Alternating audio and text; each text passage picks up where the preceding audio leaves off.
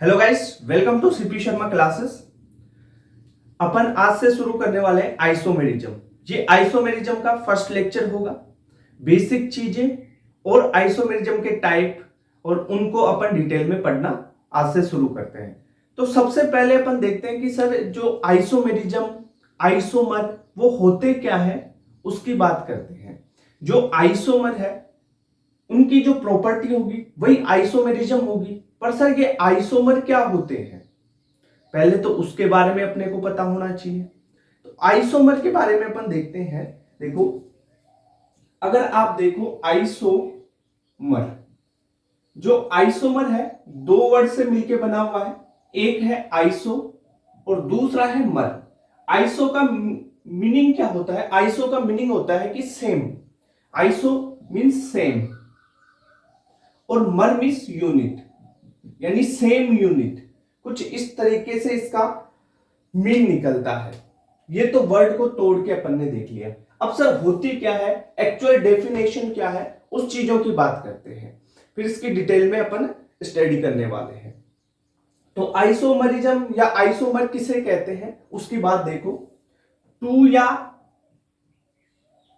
To or more than to,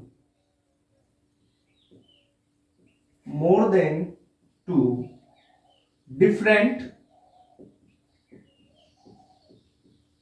compound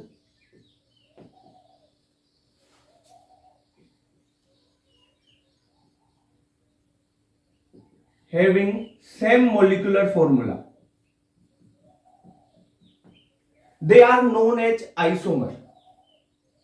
Same molecular formula, they are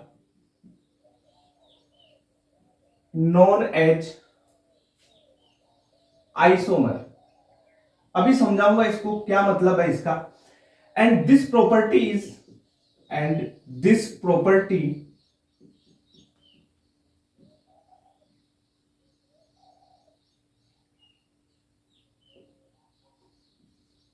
is isomerism.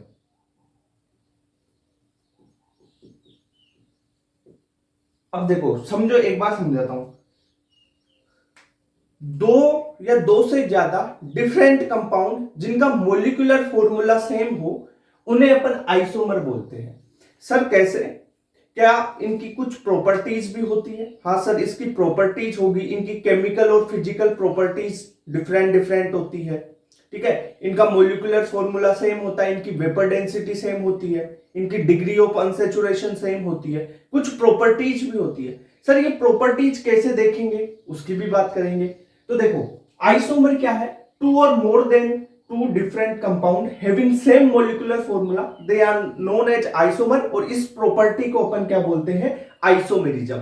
जैसे आप देखो, मैं यहां पर एक एग्जांपल लेता हूं और एग्जांपल देखो, जैसे C2H6O, एक ये मोलिकुलर फॉर्मूला लिया है। ठीक है, C2H6O। अब इससे मैं कंपाउंड बनाता हूं। जैसे मैंने बनाया CH3OCH3, एक तो ये कंपाउंड लिख दिया इसका। एक दूसरा इसी मोलिकुलर फॉर्मूला से मैंने एक कंपाउंड लिखा CH3CH2 और OH।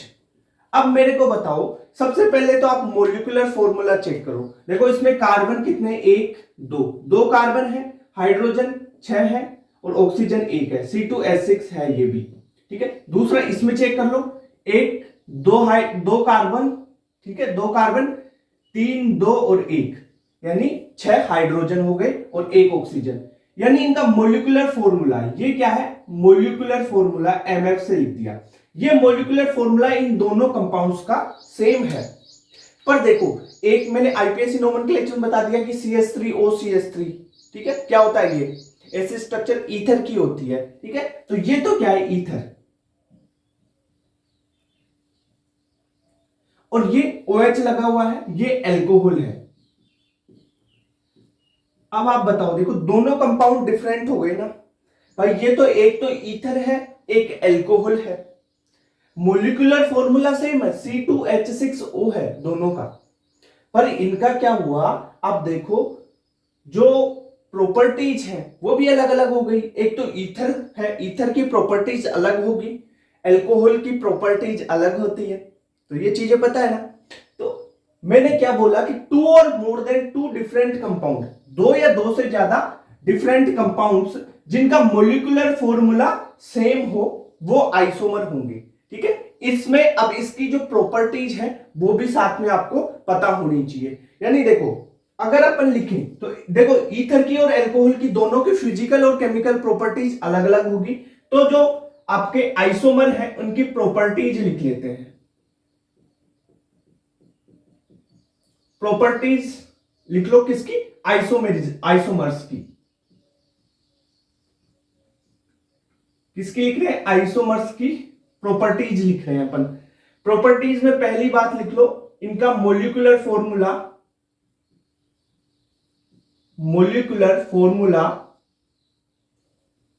सेम होना चाहिए, पहली बात।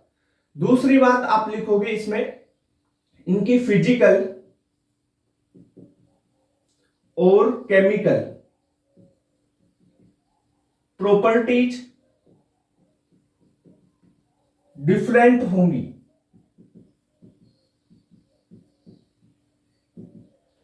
ठीक है, एक ईथर है एक एल्कोहल है। देखो एक एग्जांपल और लेके देखो, जैसे मैंने यहां पर ले लेता हूं आपका C2, ले लेते हैं C3H6O2, ये लेते हैं, ये मॉलिक्यूलर फॉर्मूला है। अब देखो इससे मैं क्या क्या बनाता हूं, इसको देखो। जैसे मैंने आपके लिए लिखा CH3, C double bond O और यहां पे लगा दिया CH3, एक तो ये कंपाउंड बना दिया।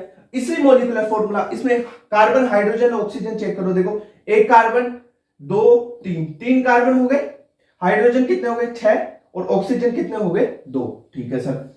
दूसरा आप देखो, जैसे मैं यहां पे लिख दूं CH3, CH2 और COOH, ये लिख दिया। अब इसमें भी देखो 1 2 3 कार्बन, ठीक है, 6 हो गए आपके हाइड्रोजन और 2 हो गए ऑक्सीजन।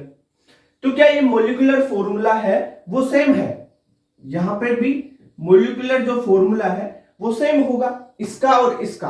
पर देखो यहां पर C डबल बॉन्ड O, ठीक है, ये वाला ग्रुप आ गया CH3। मैंने क्या बताया था आपको, एक चीज बताई थी ना, RC डबल बॉन्ड OR, ऐसा आ जाए तो इसे क्या बोलते हैं, एस्टर बोलते हैं। आईपीएसी नोमेनक्लेचर में ये चीजें बताई थी। तो ये क्या है, एस्टर है। ओके सर, ये हो गया एस्टर। इसको देखो COOH कार्बोक्सिलिक ग्रुप, तो ये कार्बोक्सिलिक एसिड हो गया, कार्बोक्सिलिक एसिड। इतनी बात क्लियर। अब देखो एस्टर, इसमें तो भाई फ्रूटी स्मेल आती है। अगर ये दोनों कंपाउंड, मान लो आपने क्या किया, आपको पता नहीं है कि दोनों कंपाउंड डिफरेंट है, शुरू में कैसे पता चला होगा। मान लो कोई साइंटिस्ट है, वो देख रहा होगा कि ये मॉलिक्यूलर फॉर्मूला है C3H6O2, इस मॉलिक्यूलर फॉर्मूला के ये दोनों कंपाउंड को क्या किया उसने, एक बीकर में डाल लिया, इसमें तो इसको डाल लिया और इसमें इसको डाल दिया। अब वो तो सोच रहा होगा कि भाई क्या, कि मॉलिक्यूलर फॉर्मूला सेम है, तो क्या पता ऐसा है तो कंपाउंड भी सेम ही होंगे, पर ऐसा नहीं हो। देखो इस बीकर में देखा तो एस्टर बना। एस्टर का मतलब उसमें कैसी, जो स्वीट फ्रूट्स होते हैं ना वैसी स्मेल आने लग गई। ठीक है, फ्रूट्स की स्मेल किसमें आई, ईस्टर में आती है। एस्टर में जो एस्टर होता है उसमें फ्रूटी स्मेल होती है। और कार्बोक्सिलिक एसिड, इसमें देखा अगर मान ले वो उसमें कार्बोक्सिलिक एसिड में हाथ डाल दिया तो उसका हाथ जल गया, ऐसा हो गया। इसमें हाथ को डाल के बाहर निकाला तो फ्रूटी स्मेल आ रही है।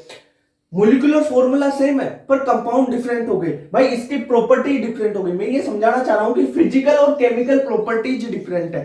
ठीक है, मान लो कोई साइंटिस्ट है, मान लो तुम ही हो, तुमने क्या किया कि ये मॉलिक्यूलर फॉर्मूला C3H6O2, अब आपको ये चेक करना है कि क्या इसकी फिजिकल और केमिकल प्रॉपर्टीज डिफरेंट होंगी इस आइसोमर की। तो तुमने क्या किया, एक तो ये था और एक ये था, इसको एक बीकर में डाला और देखा कि ये है ना जो फ्रूटी स्मेल दे रहा है, इसका मतलब जो एस्टर होता है, आगे अपन लेक्चर्स में पढ़ेंगे कि एस्टर की स्मेल कैसी होती है, फ्रूटी स्मेल होती है।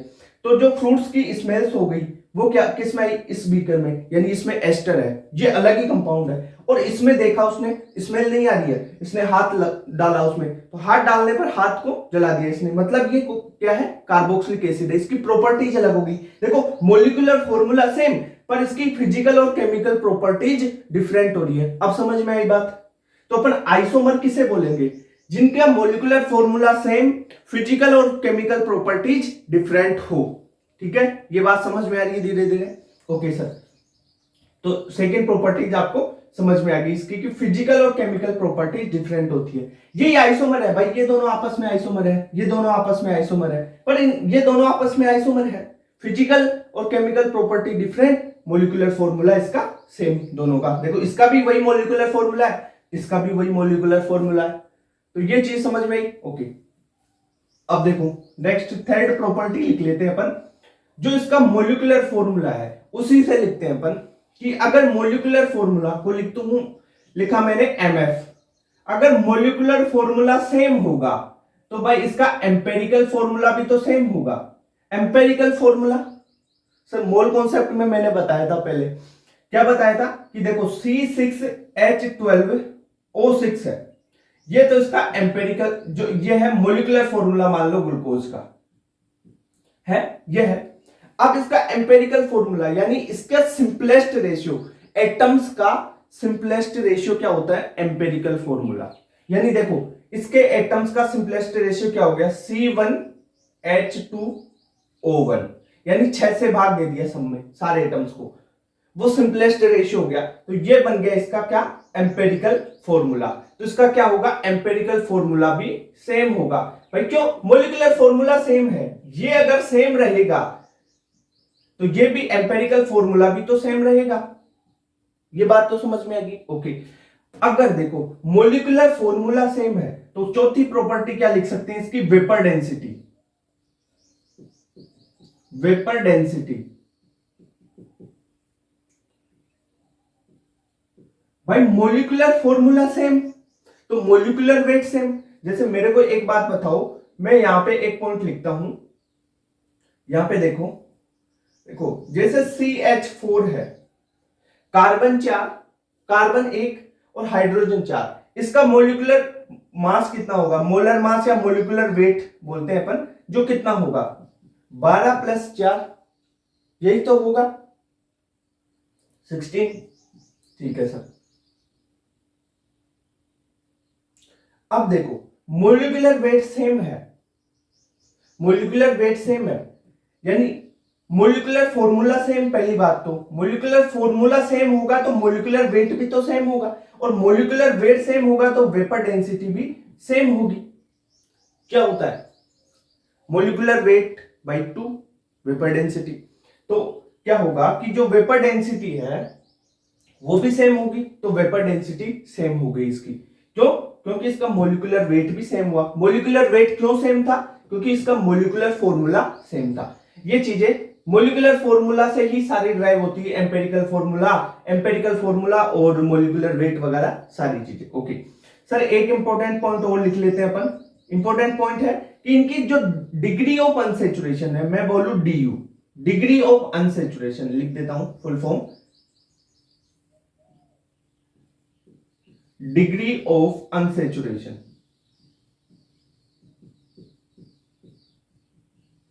डिग्री ऑफ अनसेचुरेशन भी इनकी क्या रहेगी, सेम रहेगी, ये आपको पता होना चाहिए। डिग्री ऑफ अनसेचुरेशन किसे बोलते हैं, DU, DU रे, degree of unsaturation, Delhi university नहीं है ये।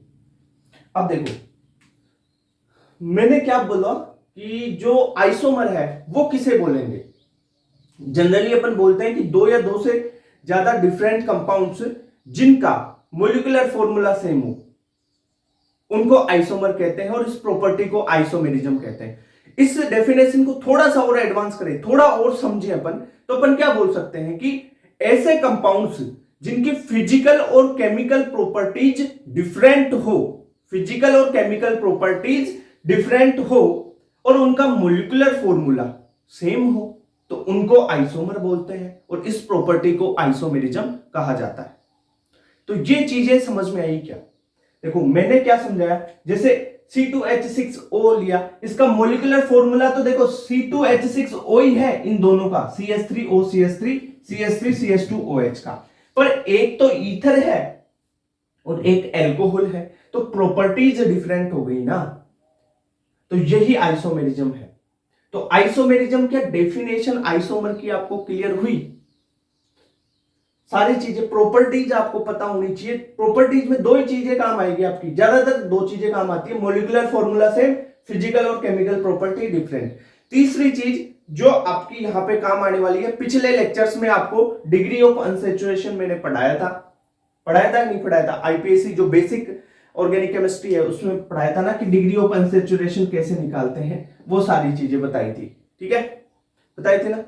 हाँ एक बार और बताऊं, चलो ठीक है, एक बार इसका रिकैप करवा दूंगा मैं कि डिग्री ऑफ अनसैचुरेशन क्या होता है, क्लियर। चलो यहीं पे बता देता हूं डिग्री ऑफ अनसैचुरेशन, पहले आप ये चीज नोट कर लो, कर लिया, इंपॉर्टेंट है भाई, प्रॉपर्टीज आपको पता होनी चाहिए और डिग्री ऑफ अनसैचुरेशन सेम होगी। बहुत से जो जैसे रिंग चेन आइसोमेरिज्म है, आप डायरेक्ट डिग्री ऑफ अनसैचुरेशन निकाल के और आप बता दोगे कि इसमें ये आइसोमेरिज्म है, ठीक है। फिर आगे आप अगर आगे स्ट्रक्चरल आइसोमेरिज्म में जाते हो तो क्वेश्चंस आजकल क्या है, डिग्री ऑफ अनसैचुरेशन से ही आपको पूछे जाएंगे ज्यादातर क्वेश्चन, क्योंकि आपको डिग्री ऑफ अनसैचुरेशन से पता चल जाता है कि कोई कितनी डबल बॉन्ड है, कोई रिंग है या नहीं है, ऐसी चीजें, ठीक है। तो पहले डिग्री ऑफ अनसैचुरेशन का एक बार रिकैप करवा देता हूं, क्योंकि डिटेल में 1 घंटे का लेक्चर था पहले, है ना, एक लेक्चर पूरे एक लेक्चर में पढ़ाया हुआ था डिग्री ऑफ अनसैचुरेशन, ठीक है, ओके।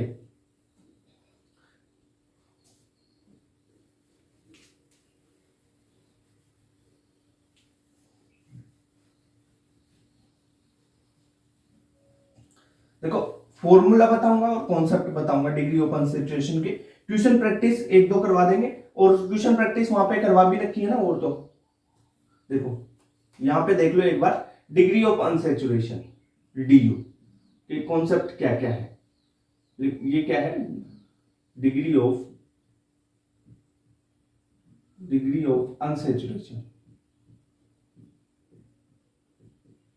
यानी अनसैचुरेशन की डिग्री है रे, ये एक CH2 जो एक H2 है, यानी 2H, H2 का मतलब 2H, तो 2H के लिए एक DU आती है, बस इतनी बात पता होनी चाहिए, और सारी चीजें मैं अभी करवा दूंगा। अब जैसे देखो मैं बात करूं तो पहले तो DU का फॉर्मूला बता देता हूं आपको, किसी को तो अगर वैसे नहीं निकालना आ रहा है फॉर्मूले से निकाल लो। DU बराबर क्या होता है, 2C+2 plus nitrogen minus hydrogen minus halogen बटा 2,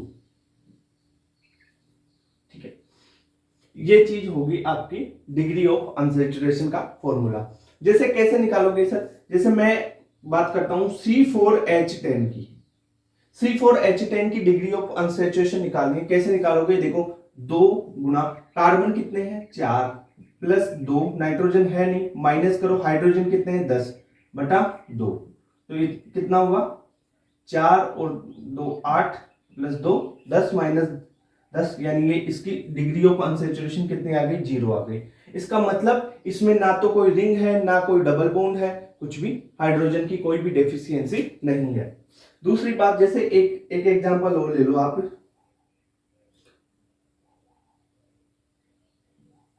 C4H6 की निकालते हैं, इसकी बताना, जैसे इसकी निकालोगे 2 इंटू 4 प्लस 2 माइनस 6/2, तो 8 और 2 10, 10 में से 6 गए तो 4, तो 4 बटा 2, यानी इसकी डिग्री ऑफ अनसैचुरेशन 2 है।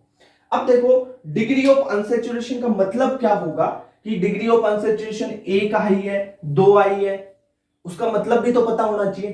पहले आपने ये लिख लिया आइसोमर की ये डेफिनेशन और इसकी ये प्रॉपर्टीज लिखना है भाई, ये प्रॉपर्टीज में मॉलिक्यूलर फॉर्मूला सेम, फिजिकल और केमिकल प्रॉपर्टी डिफरेंट, और डिग्री ऑफ अनसैचुरेशन सेम रहेगी, ये चीजें आपको पता होनी चाहिए। ओके सर,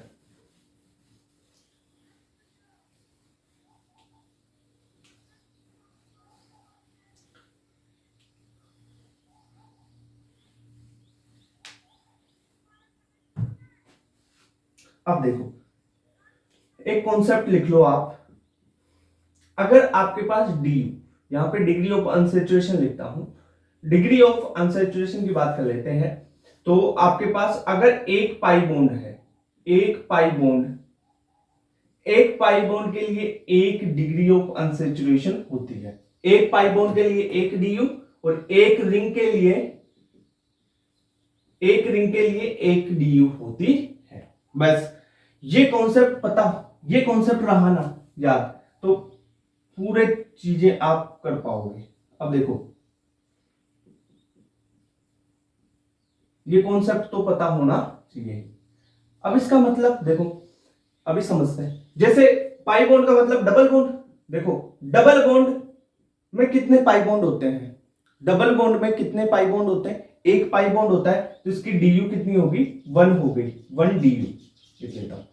जैसे ट्रिपल बॉन्ड लिया, ट्रिपल बॉन्ड में कितने पाई बॉन्ड होते हैं? 2 पाई बॉन्ड होते हैं। ट्रिपल बॉन्ड में 2 पाई बॉन्ड, डबल बॉन्ड में 1 पाई बॉन्ड। तो ट्रिपल में 2 पाई बॉन्ड, तो 1 पाई बॉन्ड के लिए 1 डीयू, तो 2 पाई बॉन्ड के लिए 2 डीयू।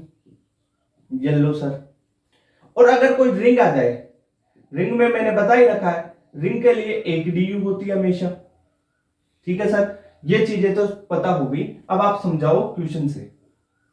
ये सेम बॉक्स वही है, कॉन्सेप्ट ये है, मैंने इसको ओपन करके लिख दिया। अब देखो, जैसे एग्जांपल में बात करता हूं, मैंने लिखा CH3 CH double bond CH2। अब इसमें आपको डीयू बतानी है। पहली बात देखो, अगर आपको दिख रहा है कि एक डबल बॉन्ड एक डीयू, तो इसकी डीयू कितनी होगी? 1 डीयू होगी। क्यों? क्योंकि एक डबल बॉन्ड के लिए 1 डीयू, यहां पे लिख देता हूं, एक डबल बॉन्ड के लिए 1 डीयू, एक ट्रिपल बॉन्ड के लिए 2 डीयू, एक रिंग के लिए 1 डीयू। इतनी बात क्लियर? देखो, फॉर्मूला क्या है? C3। ये फॉर्मूला क्या है इसका? C3 हाइड्रोजन कितने हैं? C3H6। सही है? तो ये कितना हो गया? देखो, हाइड्रोजन 4 और 2 6। ठीक है, C3H6, इसके लिए 1 डी आएगी। अगर आप ये निकालना चाह रहे हो, फॉर्मूले से निकालना चाह रहे हो, फॉर्मूले से निकाल के बता देता हूं। देखो, डीयू बराबर 2C, 2 इंटू कार्बन, कार्बन कितने हैं? 1 2 3 कार्बन है, 2 इंटू 3 प्लस 2। ठीक है, नाइट्रोजन वगैरह ऑक्सीजन कुछ है नहीं, माइनस करो, कितने हाइड्रोजन है? 6 हाइड्रोजन है, बटा 2। तो ये कितना हो गया? 3 दूनी 6, 6 और 2 8, 8 में से 6 गए तो 2, यानी 2/2 1 आ गया। देखो, फॉर्मूले से भी वही आई है, अपना कॉन्सेप्ट चल रहा था उससे भी 1 आई है, कोई दिक्कत नहीं है। आपको पता चल रहा है एक डबल बॉन्ड के लिए 1 डीयू, 2 डबल बॉन्ड आ गए 2 डीयू। हेलो, अब देखो, जैसे एक एग्जांपल और करो। यहां पे मैं बात करता हूं इसकी, ये आपको रिंग दे रखी है और यहां पे एक डबल बॉन्ड है। अब बताओ इसकी कितने डीयू होगी? देखो, रिंग के लिए 1 और एक डबल बॉन्ड है उसके लिए 1, यानी 1 तो रिंग की प्लस 1 आ गई आपकी डबल बॉन्ड की, तो इसकी डीयू कितनी हो गई? 2 हो गई। जैसे एक एग्जांपल और ले लो, आप बताओ बेंजीन की डीयू बताओ। ये है बेंजीन, अब इसकी डीयू बताओ। देखो, एक तो रिंग की, एक तो रिंग के लिए, और 3 है इसमें डबल बॉन्ड, तो 3 डबल बॉन्ड की, यानी इसकी डीयू हो गई 4। ठीक है, अब डीयू का कॉन्सेप्ट तो समझ में आ गया ना? मतलब क्या आपको सोचना है। अब देखो, सोचना कैसे है ये तो निकाल लोगे भाई। सोचना ऐसे है, अगर आपके पास डीयू 1 आ रही है, डीयू 1 आ रही है, क्वेश्चन ऐसे ही बनेगा। यहां से क्वेश्चन ऐसे डायरेक्ट क्वेश्चन नहीं बनेगा, क्वेश्चन बनेगा आपको, क्वेश्चन में देगा फॉर्मूला, ये दे दिया। अब आपको डीयू निकालनी है, डीयू निकाल के सोचना है कि उसमें क्या क्या हो सकता है। 1 डीयू आ गई, 1 डीयू का मतलब या तो एक रिंग हो सकती है या एक डबल बॉन्ड हो सकता है। अगर आपके पास डीयू 2 आ गई तो क्या हो सकती है? 2 रिंग हो सकती है सर 2 डबल बॉन्ड हो सकते हैं, या एक आपके पास ट्रिपल बॉन्ड हो सकता है। ये सोचना पड़ेगा, ये सोचना आना चाहिए, तभी क्वेश्चन होंगी। अब आपको वहां पे बोलेगा कि एक आपको दे दिया गया, मान लो कोई कंपाउंड दे दिया, जैसे दे दिया, C7H14 दे दिया, ठीक है, या और कोई कंपाउंड दे दिया, उसमें आपको बोला कि इसमें रिंग की स्ट्रक्चरल आइसोमर बनाओ रिंग के, तो आप पहले तो क्या देखोगे, उसमें डीयू निकाल के देखोगे, डीयू निकाल के देखोगे कितनी रिंग बन रही है, वो उस हिसाब से चलाओगे। अगर क्वेश्चन में बोला जाए कि इसमें पाई बॉन्ड ही होने चाहिए, रिंग नहीं होनी चाहिए, तब आप देख लोगे कि कितने पाई बॉन्ड बन रहे हैं, उस हिसाब से स्ट्रक्चर बनाओगे फिर आप आइसोमर्स की। वो सारी चीजें डिटेल में सिखाऊंगा, बस आप तो यह सोचना सीखो कि डीयू एक है तो उसका मतलब एक रिंग हो सकती है या एक डबल बॉन्ड भी हो सकता है। डीयू दो है यानी दो रिंग हो सकती है, दो रिंग नहीं तो दो डबल बॉन्ड हो सकते हैं, दो डबल बॉन्ड नहीं तो एक ट्रिपल बॉन्ड हो सकता है। ये चीज होनी चाहिए। समझ में आ गई बात? ओके, तो डीयू का ये कॉन्सेप्ट भी समझ में आ गया। ये इतने जल्दी इसलिए पढ़ाया क्योंकि पहले पुराने लेक्चर में इसको कंप्लीट कर चुके हैं अपन, ठीक है, बेसिक ऑर्गेनिक केमिस्ट्री में। चलो ये बात हो गई, अब थोड़ा आगे चले। तो आइसोमर की डेफिनेशन क्लियर है, two or more than two different compound. Different compound का मतलब उनकी फिजिकल और केमिकल प्रॉपर्टीज डिफरेंट होनी चाहिए and have same molecular formula, they are known as isomers and this property is isomerism. Okay, तो ये चीजें क्लियर हुई, मैंने एग्जांपल भी देके बताया आपको आइसोमर्स का। अब अपन इनके क्लासिफिकेशन की बात कर लें कि जो आइसोमर्स है, आइसोमेरिज्म है, अपन क्या क्या पढ़ने वाले हैं और किस तरीके से इसको क्लासिफाई करते हैं, ठीक है। तो आइसोमेरिज्म का क्लासिफिकेशन अपन करते हैं। देखो, आइसोमेरिज्म की बात करते हैं।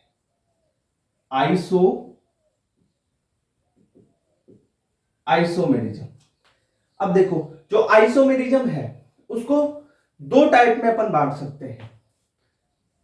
आइसोमेरिज्म को दो टाइप में बांटा है।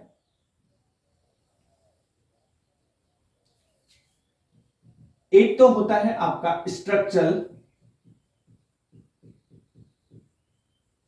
आइसोमर या आइसोमेरिज्म,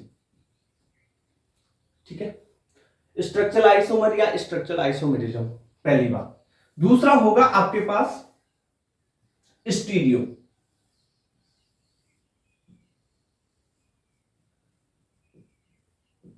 स्टीरियो आइसोमर या स्टीरियो आइसोमेरिज्म। अब सर जो स्ट्रक्चरल है, स्टीरियो है, ये मतलब क्या है इसका? देखो, आइसोमेरिज्म में मैंने आपको एक कॉन्सेप्ट बताया, क्या बताया था कि देखो मोलिकुलर फॉर्मूला हमेशा क्या रहना चाहिए, सेम रहेगा।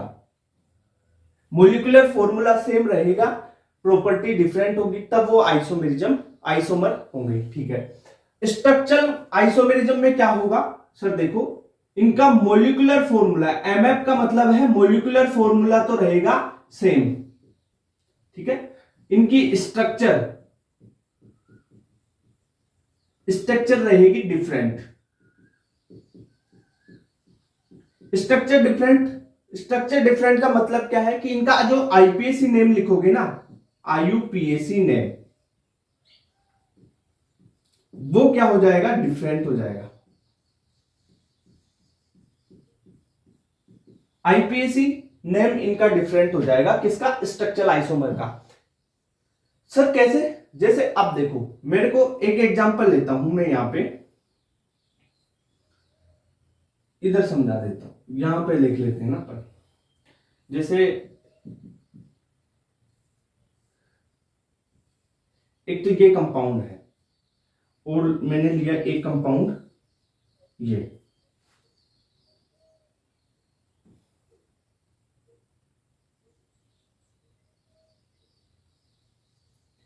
ये 5, ठीक है।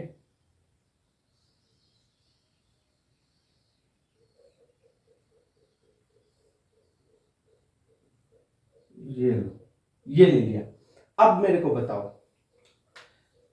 स्ट्रक्चरल आइसोमेरिज्म में देखो, दोनों के पहले तो आप कार्बन हाइड्रोजन गिन लो, सेम होने चाहिए, तभी वो मोलिकुलर फॉर्मूला सेम होगा, तभी ये आइसोमेरिज्म आइसोमर होंगे। पहली बात तो 1 2 3 4 5 6 कार्बन इसमें भी है, 1 2 3 4 5 6, ठीक है, 6 कार्बन है, ठीक है, 14 हाइड्रोजन होंगे, गिन लो, सेम रहेंगे। यानी इनका मोलिकुलर फॉर्मूला अगर मैं बोलूं एमएफ, मोलिकुलर फॉर्मूला तो सेम हो गया सर, ठीक है सर, पहली कंडीशन। दूसरी कंडीशन बोली या तो इनकी स्ट्रक्चर डिफरेंट होगी। स्ट्रक्चर डिफरेंट को कैसे देखोगे आप, आईपीएसी नेम लिख के देख लो, आईपीएसी नेम डिफरेंट आ रहा है मतलब स्ट्रक्चर डिफरेंट है।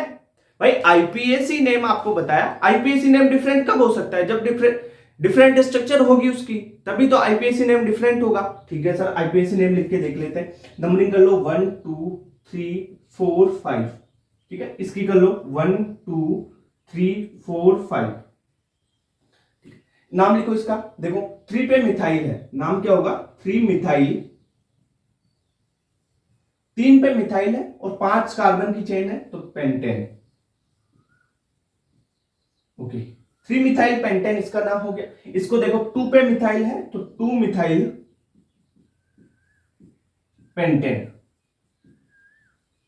अब देखो ये 2 पे मिथाइल है, ये 3 पे मिथाइल है, चेंज हो गया ना IUPAC name, IUPAC name change हो गया मतलब उसकी स्ट्रक्चर डिफरेंट है। वैसे भी देख लो आप, स्ट्रक्चर डिफरेंट हो रही है ना भाई, ये 5 कार्बन की चेन लिया, ये 3 कार्बन पे थर्ड पोजीशन पे लग रहा है ये CH3, यहां पे सेकंड पोजीशन पे CH3 ग्रुप लगा हुआ है, ठीक है, तो ये क्या हुआ आपका डिफरेंट आईपीएसी नेम यानी डिफरेंट स्ट्रक्चर हो गई, तो ये आपका स्ट्रक्चरल आइसोमर हो गई। अब स्ट्रक्चरल आइसोमर में आप क्या याद रखोगे, ये क्वेश्चन तो नहीं पूछेगा, सिंपल ऐसा, इसके जो टाइप्स होते हैं ना उनसे क्वेश्चन आता है, तो वो भी अपन देखने वाले हैं। तो स्ट्रक्चरल आइसोमेरिज्म में आप क्या याद रखोगे कि मोलिकुलर फॉर्मूला सेम, हर आइसोमर का, हर आइसोमर चाहे आप स्ट्रक्चर लो चाहे स्टीरियो लो, हर का क्या होता है, मोलिकुलर फॉर्मूला सेम होता है, ठीक है। ओके, स्ट्रक्चर डिफरेंट होगी, आईपीएसी नेम डिफरेंट होगा इनका, ठीक है, इतनी बात क्लियर। ओके सर, अब देखो थोड़ा स्टीरियो के बारे में देख लेते हैं।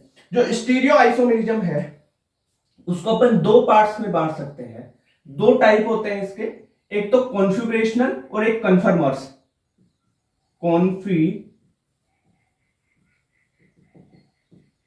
कॉन्फिगरेशनल आइसोमेरिज्म, ये हो गया कॉन्फिगरेशनल, और एक कन्फर्मर।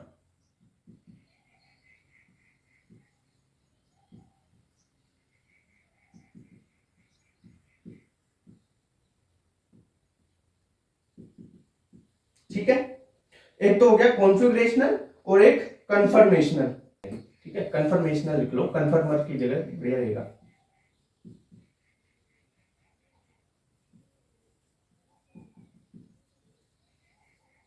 Conformational isomerism, okay sir. अब देखो जो कॉन्फिगरेशनल है, कॉन्फिगरेशन मतलब उसके कॉन्फिगरेशन में चेंज होगा, और कन्फर्मर मतलब उसकी कन्फर्मेशन में चेंज होगा। अब देखो कॉन्फिगरेशन डिटेल में पढ़ेंगे इसके बारे में, इसका सेपरेट ही अलग से लेक्चर लिया जाएगा, एक या 2 लेक्चर में कंप्लीट होगी कन्फर्मेशन अलग से, कॉन्फिगरेशनल तो पूरा चलेगा, लेंथी, बहुत लेंथी है टॉपिक। कॉन्फिगरेशन में आप देखोगे कि क्या क्या चेंज हो सकता है, या तो वो जियोमेट्रिकल होंगे, जियोमेट्रिकल आइसोमेरिज्म, या अपन बोल सकते हैं ऑप्टिकल।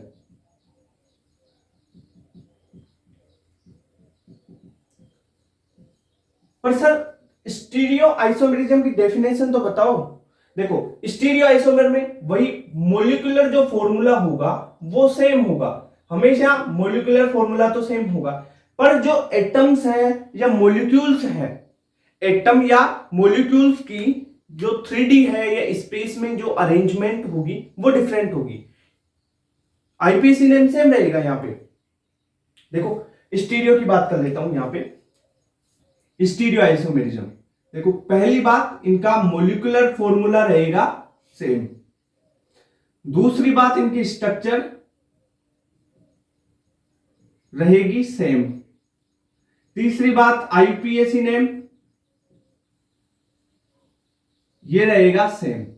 तो सर डिफरेंट क्या होगा, इनका जो एटम्स है, इनमें जो एटम्स हैं, एटम्स या मॉलिक्यूल्स, एटम्स या मॉलिक्यूल्स की 3D या स्पेस में अरेंजमेंट,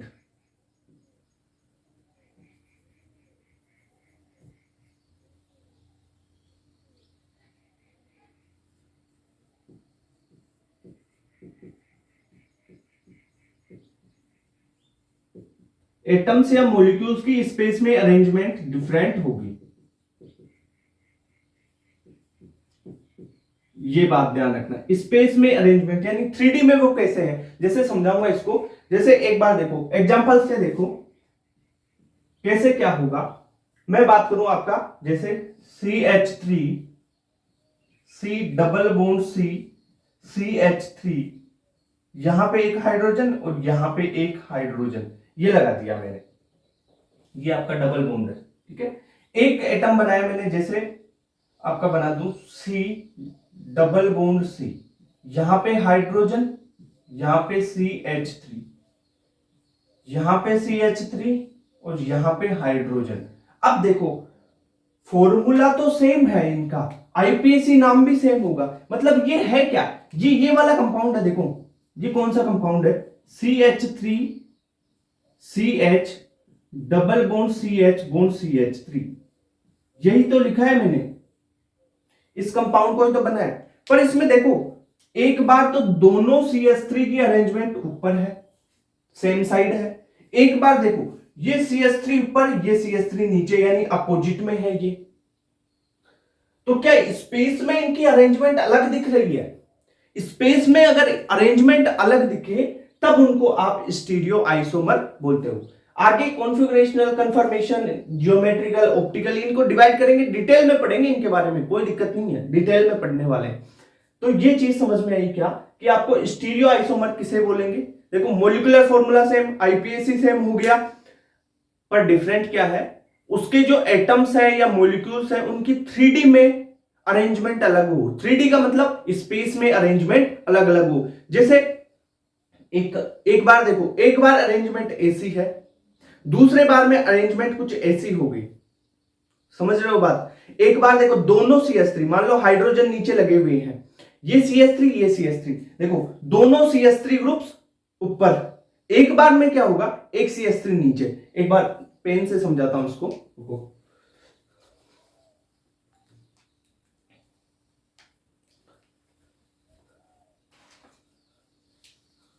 देखो ये दोनों हाइड्रोजन, ये दोनों CH3 ग्रुप, ये दोनों हाइड्रोजन, ये दोनों CH3 ग्रुप। एक बार की कंडीशन ये है कि ये दोनों CH3 ग्रुप अबो, और देखो एक हाइड्रोजन ऐसे और एक हाइड्रोजन ऐसे, ये कंडीशन हो रही है। इसमें देखो ये CH3 ये CH3 और दोनों हाइड्रोजन नीचे, स्पेस में ऐसे अरेंजमेंट है। और दूसरी बात में क्या हो रहा है कि ये CH3 जो है, एक CH3 नीचे गया, एक हाइड्रोजन यहां पे आ गया। अब देखो अरेंजमेंट चेंज हो गई ना भाई, अरेंजमेंट चेंज हुई, तो अरेंजमेंट चेंज हो गई स्पेस में, तो ये स्टीरियो आइसोमर कहलाते हैं। मैंने क्या बोला, एक बार देखो ऐसी कंडीशन है, दोनों CH3 ग्रुप ऐसे हैं, एक हाइड्रोजन ऐसा, एक हाइड्रोजन ऐसे, ठीक है, ऐसी कंडीशन है, मान लो ये। दोबारा क्या हुआ, मान ले किसी भी एक को चेंज कर दे, ये नीचे गया और ये ऊपर आ गया, ऐसी कंडीशन हो गई। तो स्पेस में इन एटम्स की और इन मॉलिक्यूल्स की, स्पेस में एटम्स या मॉलिक्यूल्स की अरेंजमेंट डिफरेंट हो गई, तो वो क्या हो गए, स्टीरियो आइसोमरिज्म। पहले देखो ये बताया मैंने, अब पहले ये बता दिया ऐसे थी, मान लो स्पेस में अरेंजमेंट ऐसे थी इनकी। अब क्या हुआ, स्पेस में अरेंजमेंट अपन ने चेंज करनी है, तो इस CH3 को यहां पे ले आओ, इस हाइड्रोजन को यहां पे लगा दो। अब देखो स्पेस में अरेंजमेंट एटम्स की अलग हो गई, तो इसे क्या बोलेंगे, स्टीरियो आइसोमेरिज्म। ठीक है, ये बात समझ में आ गई, ओके। स्टीरियो आइसोमेरिज्म समझ में आई। स्टीरियो आइसोमेरिज्म के दो टाइप, एक तो कॉन्फिगरेशनल आइसोमेरिज्म, एक कन्फर्मेशनल आइसोमेरिज्म। कॉन्फिगरेशनल में अपन पढ़ेंगे जियोमेट्रिकल आइसोमेरिज्म और ऑप्टिकल आइसोमेरिज्म। अब मैं ये देखो एग्जांपल लिया ना, दोनों CH3 सेम साइड हो, इसे बोलते हैं सिस, और दोनों CH3 अगर डिफरेंट साइड हो, मतलब सेम एटम डिफरेंट साइड हो, तो उसको बोलते हैं ट्रांस। ये आगे बहुत डिटेल में पढ़ेंगे, सिस, ट्रांस, EZ, ठीक है, सिन, एंटी, इनके बारे में। तो ये चीजें आपको स्टीरियो आइसोमेरिज्म की पता चल गई। अब मेरी बात सुनो, जो स्ट्रक्चरल आइसोमेरिज्म है उसके टाइप्स भी तो पढ़ने हैं भाई। स्ट्रक्चरल स्टीरियो के तो अपन ने टाइप देख लिए, अब देखो स्ट्रक्चरल आइसोमेरिज्म के टाइप बताता हूं। कहां पे लिखे, यहां पे इसको रब कर दे, इस वाले पार्ट को रब करके यहां पे बता देता हूं मैं, ये इसको रब कर लेते हैं, बताओ इसको कर देते हैं।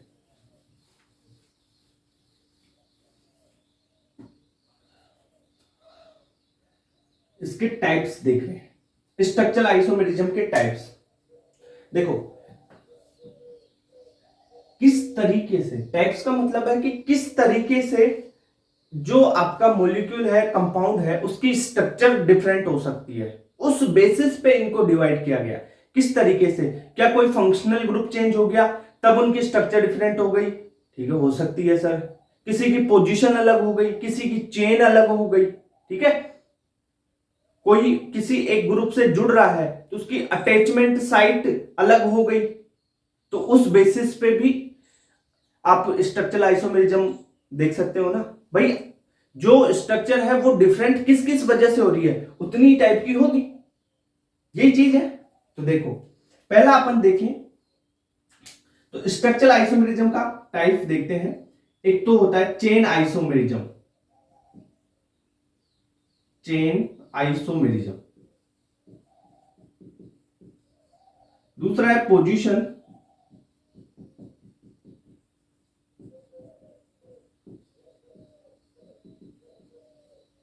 तीसरा है functional group, functional group isomerism. फिर अपन पढ़ेंगे मेटामेरिज्म,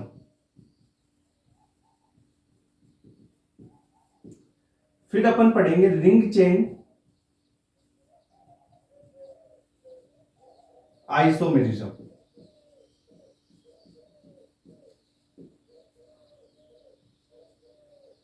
फिर टॉटोमेरिज्म।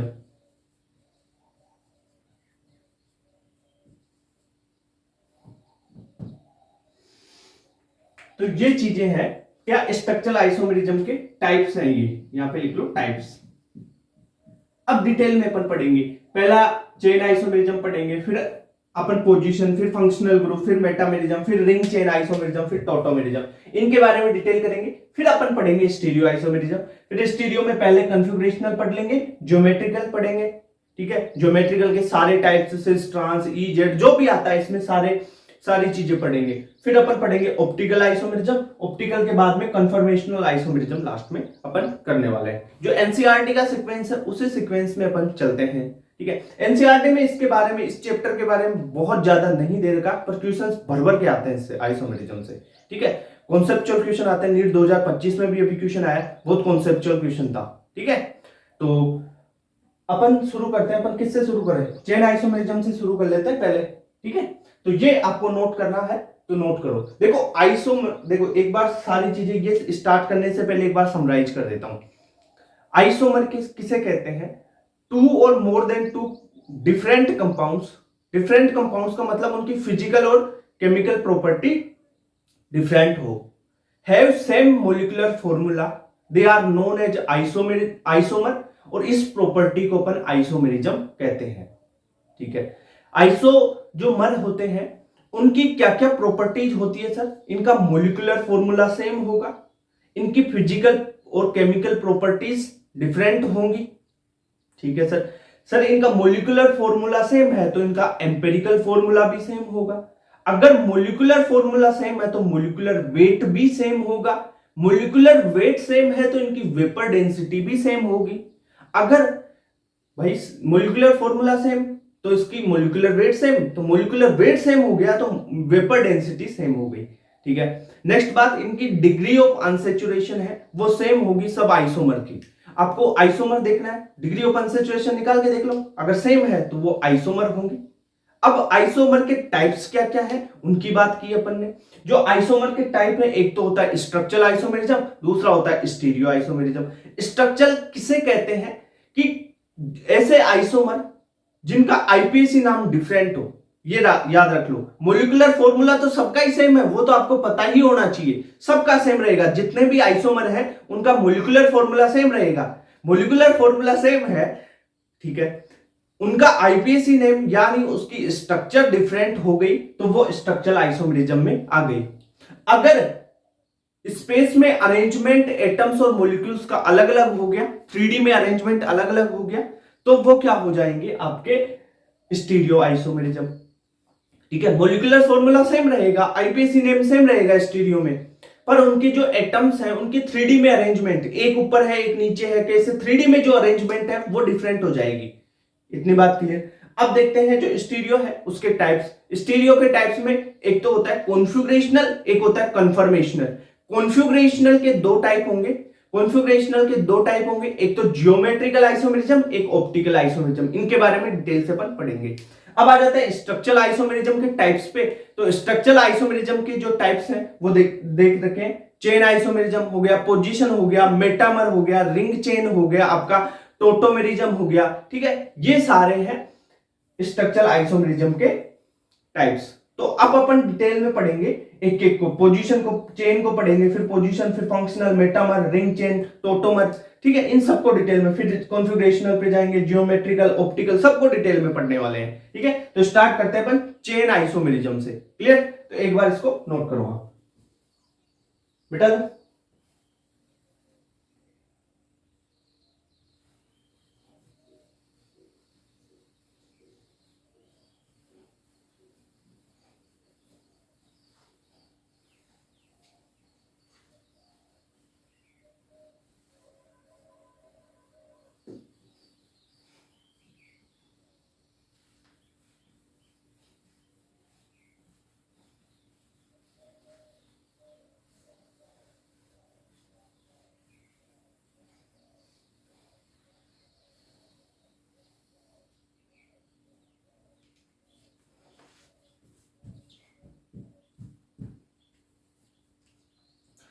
अब देखो, पहला अपन टॉपिक चालू कर रहे हैं चेन आइसोमर का, चेन आइसोमेरिज्म। देखो, जो टॉपिक है ना उससे ही कॉन्सेप्ट याद रखने की कोशिश किया करो। चेन, चेन वर्ड आ रहा है ना इसमें, तो आप समझो कि चेन से रिलेटेड, कार्बन की जो पेरेंट कार्बन की चेन है उससे रिलेटेड कुछ ना कुछ होगा। पोजीशन में पोजीशन से रिलेटेड होगा, फंक्शनल ग्रुप में फंक्शनल ग्रुप से रिलेटेड कुछ होगा। तो ऐसे वर्ड को देखो और उससे भी चीजें याद रखने की कोशिश किया करो यार। तो चेन आइसोमेरिज्म में बात करें तो चेन आइसोमर क्या होंगे, पहली बात आपको याद रखना है, इनका मोलिकुलर जो फॉर्मूला होगा वो सेम होगा। हमेशा याद रखो, मोलिकुलर फॉर्मूला तो हर आइसोमर का सेम होता है। पर सर डिफरेंट क्या होगा, कैसे पहचानेंगे? तो आप देखो, parent carbon chain, parent carbon chain different होगी या आपका जो साइड चेन लगी हुई होगी, साइड चेन, ठीक है, वो डिफरेंट हो सकती है।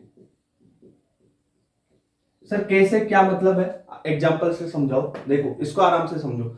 चेन आइसोमेरिज्म में आप देखोगे कि मोलिकुलर फॉर्मूला सेम है, पर उसकी जो पेरेंट कार्बन चेन है वो डिफरेंट होगी। जैसे एक एग्जांपल देखते हैं अपन।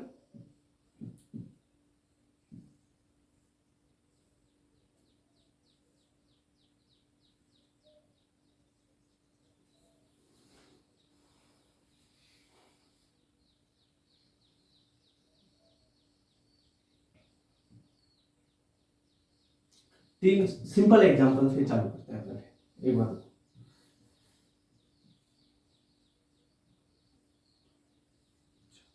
ये है एक तो, और एक मैंने बनाया ये।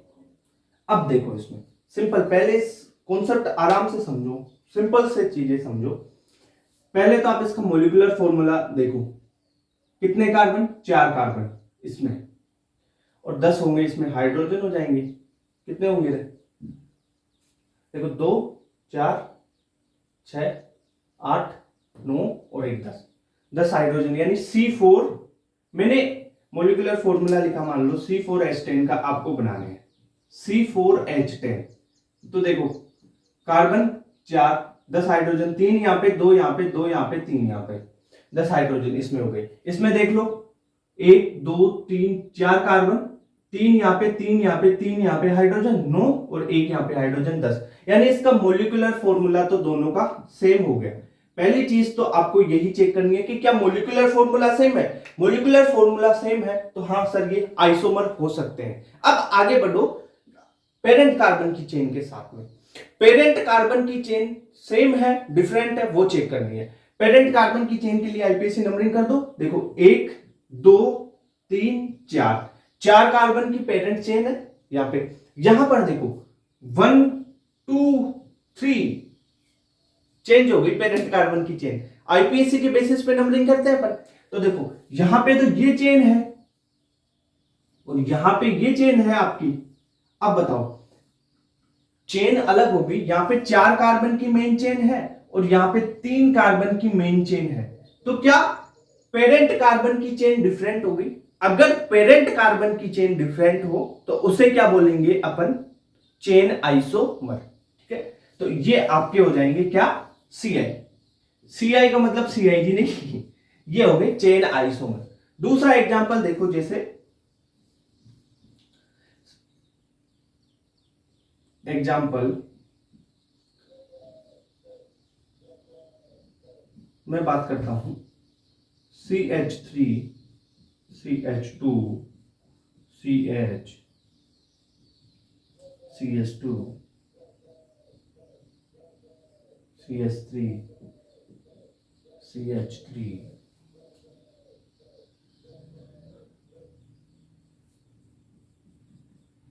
CH3। एक तो ये कंपाउंड है, ठीक है, और दूसरा मैं बनाता हूं, देखो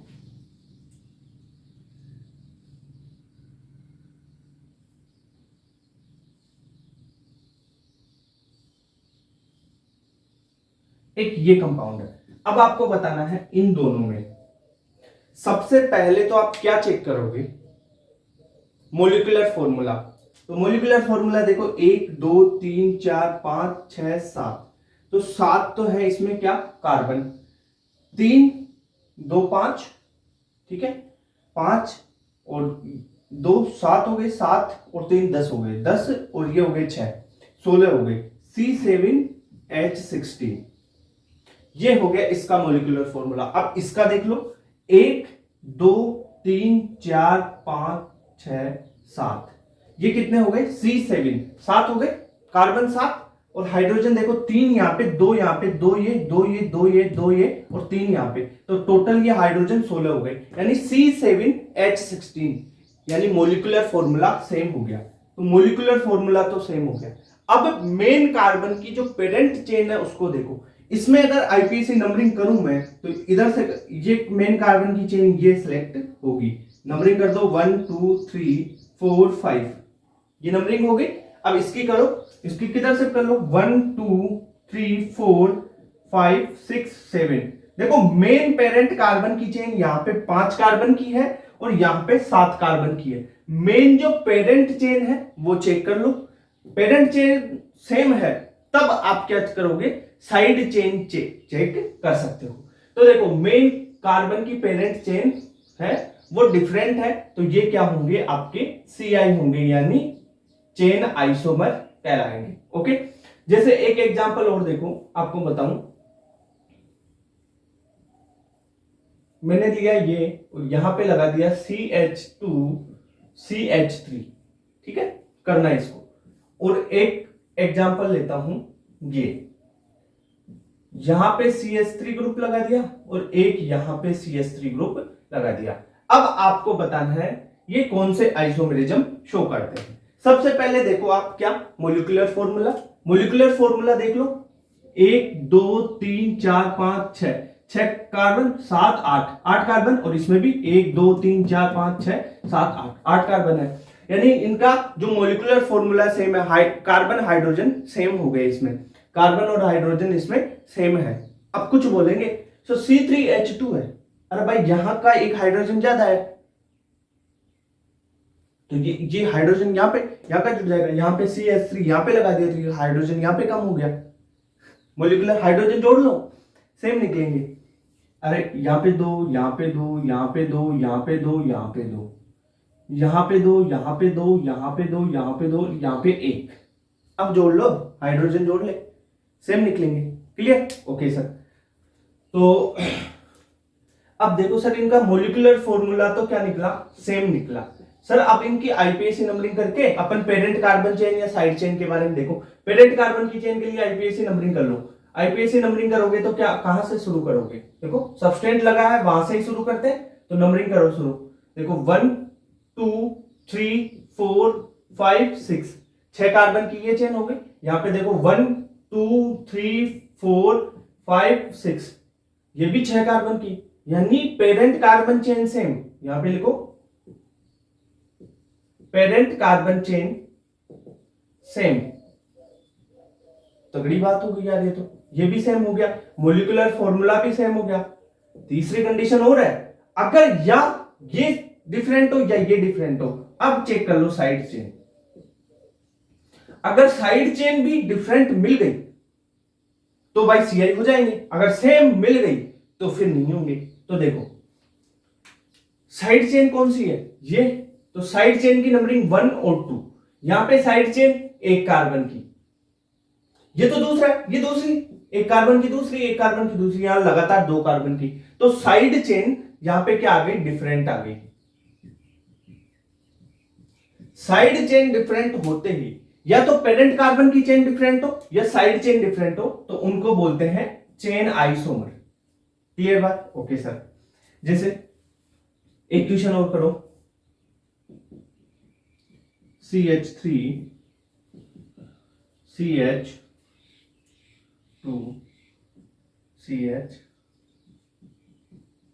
CH3, यहां पे लगा दिया CH3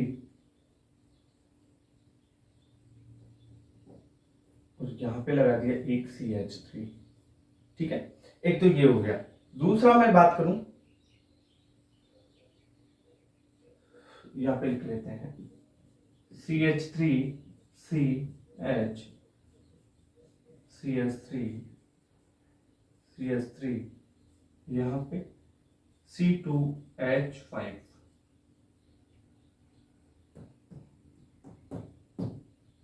अब बताओ, इसको देखो और इसको बताना है क्या ये चेन आइसोमर होंगे या नहीं होंगे। पहली बात आप मोलिकुलर फॉर्मूला देख लो रे इनका। मोलिकुलर फॉर्मूला देखो, 1 2 3 4 5 6, 6 कार्बन है, C6, हाइड्रोजन कितने हैं, 3 1 4, फिर 3 और फिर 3, फिर हाइड्रोजन 1 और फिर 3, हाइड्रोजन जोड़ लो, 3 6 9 12 और 2 14, तो C6H14 हो गया ये। इसमें देख लो 1 2 3 4 5 6, C2H5 है ना, तो 6 कार्बन हो गई, सही है, 6 कार्बन। और हाइड्रोजन चेक कर लो, 5 ये और 1 6, 6 तो ये हो गए, ओके सर, 6 और 3 और 3 6, ये 12, 12 और 3 15, तो ये कितने हो गए, 15 हो गए। ये अरे 15, ये CH2 होगा ना, ये लो CH2 कर दिया। अब चेक कर लो, अब चेक कर लो, 3 ये 6, 6 और 3 9, 9 और 5 14, यानी C6H14, ये भी कितना आ गया, C6H14 आ गया। यानी मोलिकुलर फॉर्मूला क्या हो गया, सेम हो गया। अब पेरेंट कार्बन की चेन देख लो, इसमें मान लो मैंने ये चेन ले ली, ये पेरेंट कार्बन की चेन हो गई। यहां पे कौन सी चेन लोगे आप, अब चेन सेलेक्ट करने, जो वहां पे बताया था ना मैंने चेन सेलेक्टिंग का रूल, लॉन्गेस्ट कार्बन चेन। यहां पे देखो C2H5 है, तो आप इस चेन को सिलेक्ट करोगे। इस चेन में कितने कार्बन होंगे, 1 2 3 4 5, 5 कार्बन की चेन है ये, तो ये सिलेक्ट होगी। यहां पे 1 2 3 4 कार्बन की है, तो मेन चेन देखो, अगर पेरेंट कार्बन की चेन ही डिफरेंट आ रही है, पेरेंट कार्बन की चेन डिफरेंट आ रही है, तो भाई चेन आइसोमर हो गए। ठीक है, तो ये चीज है। अब देखो थोड़ा आगे और अच्छे क्वेश्चंस करते हैं इसके।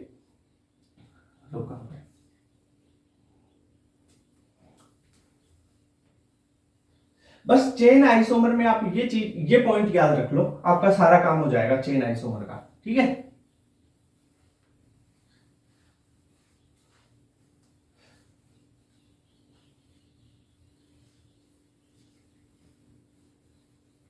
पहले मोलिकुलर फॉर्मूला देख लो, पेरेंट कार्बन की चेन देख लो। पेरेंट कार्बन की चेन या साइड चेन, दोनों में से कोई भी एक डिफरेंट हो गया तो भाई हो जाएगा वो चेन आइसोमर।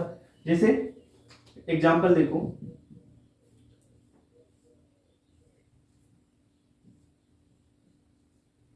एक तो ये है,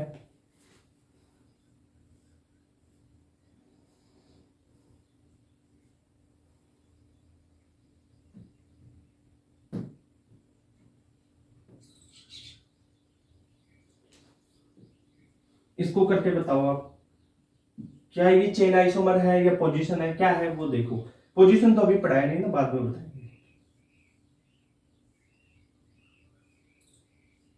यहाँ पे मैंने COOH ग्रुप लगाया।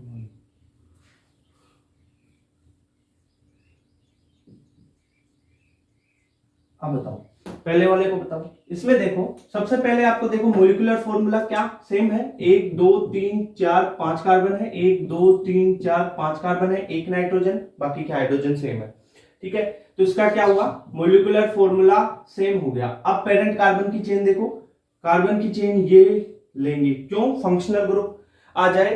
ठीक है, तो उसको मेन कार्बन की चेन में काउंट करेंगे भाई। ठीक है सर, 1 2 3 4 ये नंबरिंग होगी। इसमें देखो यहां से शुरू होगी चेन, ऐसे चेन होगी ये, यानी ये पूरी चेन होगी। तो नंबरिंग कर लो, यहाँ पे देखो 1, ये 2, ये 3, ये 4, ये 5, यहाँ पे 5 कार्बन की है पेरेंट चेन और यहाँ पे 4 कार्बन की है, यानी इनकी पेरेंट चेन क्या होगी, डिफरेंट होगी। तो इनको बोल सकते हैं अपन चेन आइसोमर।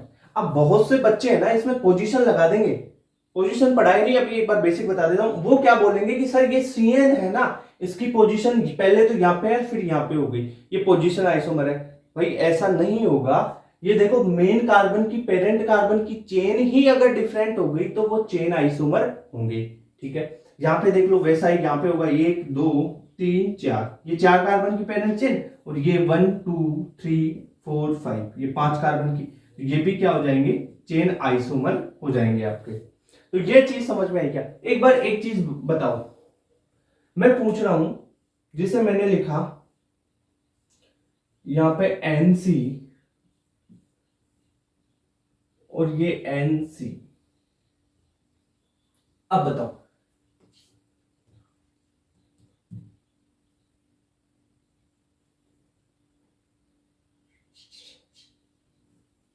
चलो ये ऐसे कर लो इसको, यहां से ये NC।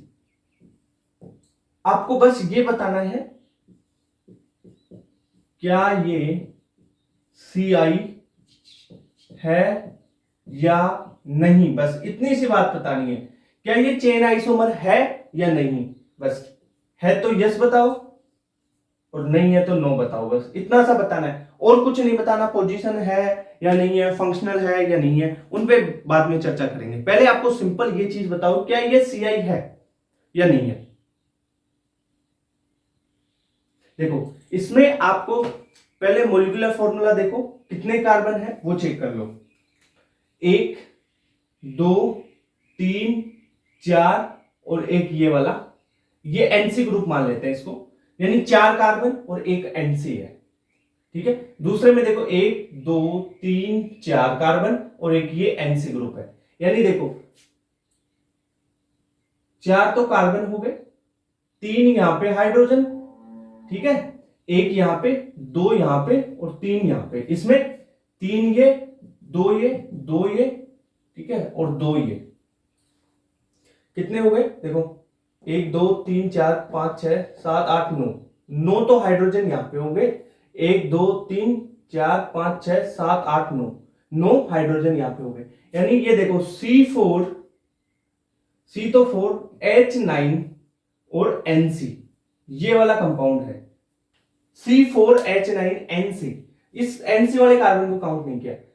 ये तो मोलिकुलर फॉर्मूला तो इसका सेम हो गया, क्या हो गया, जो मोलिकुलर फॉर्मूला है वो तो क्या हो गया, सेम हो गया सर। अब आगे चलो, अगर इसका मोलिकुलर फॉर्मूला ही सेम हो गया तो आगे देखो पेरेंट कार्बन की चेन, तो कार्बन की चेन देखो यहां से 1 2 3 4, भाई ये नाइट्रोजन से जुड़ा हुआ है, मेन कार्बन में इसको चेन में इसको शामिल थोड़ी करेंगे, इसको लोवेस्ट नंबर देते हुए नंबरिंग करेंगे। ये 1 2 3 4, अब देखो 1 2 3 4 कार्बन की ये चेन, 1 2 3 4 कार्बन की ये चेन, यानी पेरेंट कार्बन की चेन डिफरेंट नहीं सेम हो गई। अगर पेरेंट कार्बन की चेन सेम है तो भाई फिर वो चेन आइसोमर नहीं है, यानी इसका आंसर होगा नो, यानी चेन आइसोमर नहीं है। क्लियर बात। ये कौन सा होगा सर, पोजीशन की बात कर लेंगे, ये पोजीशन आइसोमर हो गया क्योंकि 1 पोजीशन पे NC है और इसमें 2 पोजीशन पे NC है, पोजीशन आइसोमर हो गया। तो इस पोजीशन की और उसकी बात तो बाद में करेंगे, पहले आपको ये पता होना चाहिए कि ये है या नहीं है, CI है या नहीं है। नहीं है, क्यों नहीं है, क्योंकि पेरेंट कार्बन की चेन सेम हो गई। सेम नहीं होनी चाहिए, पेरेंट कार्बन की चेन डिफरेंट होगी तभी वो चेन आइसोमर कहलाएंगे। तो ये चेन आइसोमर के कुछ एग्जांपल्स कंप्लीट कर रहा है, कुछ ही। देखो पूरी जो है आपकी स्टीरियो होने के बाद में सारे कॉम्प्लेक्स क्वेश्चन आएंगे, फिर करेंगे अपन। अभी तो चेन के कर लिया, अभी तो आप बोलोगे चेन है या नहीं है, फिर करूंगा। देखो सारे फंक्शनल के भी उसमें, और पोजीशन के भी, और चेन के भी, रिंग चेन, ठीक है, टोटोमर, सभी एक साथ मिक्स हो जाएंगे ना। फिर आप क्वेश्चंस को काफी अच्छी तरीके से करोगे, तो फिर आपको पता चलेगा कि इसमें ये नहीं है, ये हो सकता है, ये नहीं है, ये हो सकता है। यहाँ पे तो चेन है या नहीं है यही देख रहे हो, तो इसके और एग्जांपल्स अपन कॉम्प्लेक्स करके करेंगे, ठीक है। तो चेन आइसोमर यहाँ पे कंप्लीट हो गया। तो आज इतना ही रखते हैं, चेन आइसोमरिज्म और बेसिक चीजें अपन ने पढ़ ली है, ओके। अब आगे वाले लेक्चर में अपन पोजीशन वगैरह उन सभी चीजों की डिटेल में नेक्स्ट लेक्चर में करने वाले हैं। तो मिलते हैं फिर नेक्स्ट लेक्चर में। Thank you.